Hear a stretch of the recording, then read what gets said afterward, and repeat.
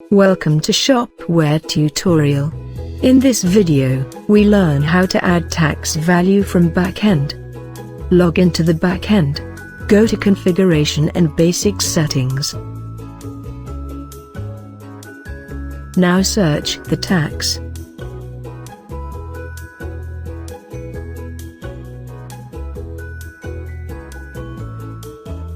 Now go to Items and Overview. Click on Edit.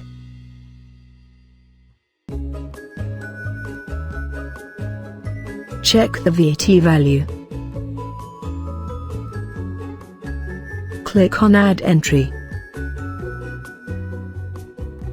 Write down the details.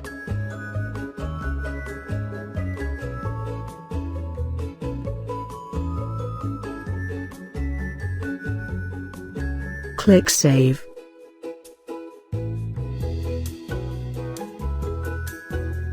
Go to Items and Overview.